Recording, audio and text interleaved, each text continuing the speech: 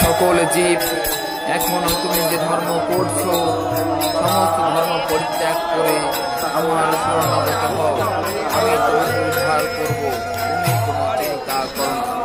এই শ্লোকটি